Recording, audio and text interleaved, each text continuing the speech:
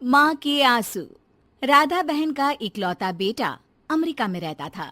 एक दिन राधा बहन का किराएदार कहता है, अरे माँ जी अकेली बैठी रहती हैं, बेटे के पास क्यों नहीं चली जाती? अरे कैसे चली जाऊं, नई नई शादी हुई है, अभी तो थोड़ा बहू के साथ समय बिताएगा, तभी तो दोनों के बीच समझ बढ़ेगी ना। अरे कैसी बात कर रही हैं माँ जी, समझ बढ़ाने के लिए 5 साल काफी होते हैं। 5 साल की शादी को कोई नई शादी नहीं कहता। हाँ वो तो है, आया था पिछले साल उसका फोन, पूछ रहा था कैसी हो, पर अब तो काफी साल हो गए, कोई फोन भी नहीं आता।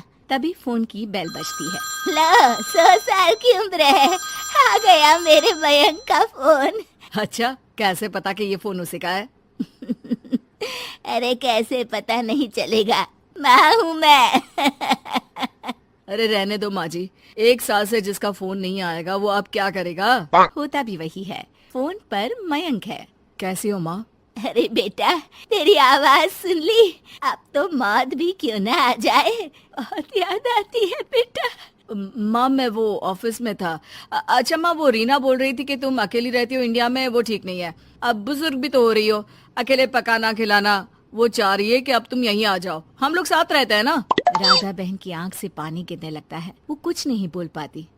माँ हेलो, सुन रही हो ना माँ?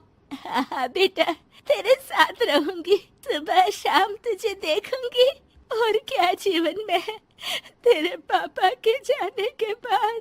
तभी बीच में बेटा माँ को रोक देता है। हाँ हाँ ठीक है माँ, तो मैं आता हूँ अगले हफ्ते तुम्हें लेने के लिए। राधा बहन को तो मानो बुढ़ापे में किसी ने पंख दे दिए हो, उड़ी जा रही थी पूरे मोहल्ले में। अरे वो मयंक आ रहा है, अब तो अमेरिका जा रही हूँ मैं, वहीं रहूंगी। अच्छा है मौसी, आपका जीवन देखकर तो मुझे भी रोना आ जाता था। कोई बात नहीं मौसी, देर से ही सही सब अच्छा होने वाला है अब। राधा बहन दौड़ दौड़ कर सामान ला रही थी। अरे इतना सामान तो 2 साल में भी कभी नहीं खरीदा जो 2 दिन में लिए जा रही हो मौसी। अरे बेटा आ रहा है ना अमेरिका से। अच्छा अच्छा, तो पकवान बनाने की तैयारी चल रही है? हाँ बिल्कुल, उसको बेसन के लड्डू बहुत पसंद है। रात भर भूनना तलना ये सब प्रोग्राम चलता रहता है राधा बहन के घर में। और फिर वो दिन भी आ जाता है जब बेटा घर आता है। कौन? माँ मैं मयंक, ये घर का क्या हाल बना रखा है, न सफाई न धुलाई, कैसा लग रहा है ये घर? घर तो ऐसा ही था बेटा, हमेशा से, बस तू थोड़ा कमजोर लग रहा है। क्या हुआ बेटा? ये कमजोर नहीं फिट होता है माँ। वैसे और बता क्या हाल है तेरे? बेटे के मुंह से हाल पूछने का अंदाज भले ही फॉर्मेलिटी वाला हो, लेकिन राधा बहन की आंख फिर भर आती है। अरे यार, ये तुम्हारी हर बात पर रोने की आदत न जाने कब जाकर खत्म होगी। सही कहती है रीना तुम्हारे लिए। रीना बहू क्या कहती है मेरे लिए? यही के बस यही एक आदत है तुम्हारी माँ की, इमोशनल ब्लैकमेल। अरे यार अब इसमें रोने की क्या बात है? ना ना कुछ नहीं, बहुत दिन बाद तो घर आया ना तो क्या रोएगी? हाँ क्यों?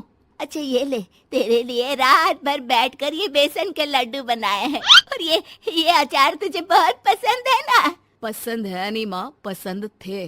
अब तो फिटनेस के लिए ये सारी फालतू चीजें मैं खाता भी नहीं हूँ। ये फालतू चीजें खाकर ही तो तू बड़ा हुआ है बेटा। अब रहने दे माँ, क्या क्या खिलाकर बड़ा किया है, मुंह मत खुलवा। कौन देशी घी में शक्कर डालकर पराठे के साथ खाता है? वो तो तुझे पसंद थे ना बेटा, तभी तो बनाती थी, नहीं बनाती थी तो रोता था तू। अरे तो रोने देती ना माँ, अब सारी समस्या उसी खाने से है शरीर में। वो तो भला हो रीना का, जो हेल्दी डाइट देकर सब मेंटेन कर रही है। राधा बहन बेटे की आने की खुशी में इतनी दीवानी थी कि उसे बेटे के बात का अंदाज और लहजा समझ में नहीं आ रहा था। अच्छा अच्छा रुक, पालक वाली दाल बना देती हूँ।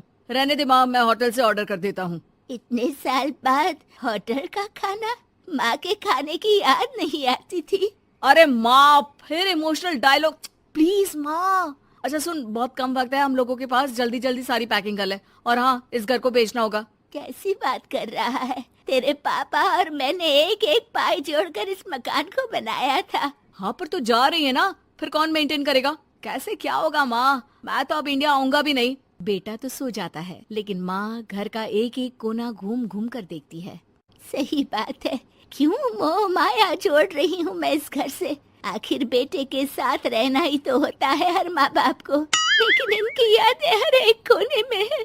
खैर, औने पौने दामों में घर को बेच बेटा और माँ एयरपोर्ट के लिए रवाना हो जाते हैं। माँ यहीं बैठ, मैं अभी आया। नहीं नहीं बेटा, मैं साथ रहूंगी, पहली दफा आ रही हूँ ना। अरे माँ, टिकट, बोर्डिंग, सामान, चेक इन, 10 काम है, करके आ रहा हूँ ना। ठीक है, जल्दी आ जाना, यहाँ घबराहट होती रहेगी।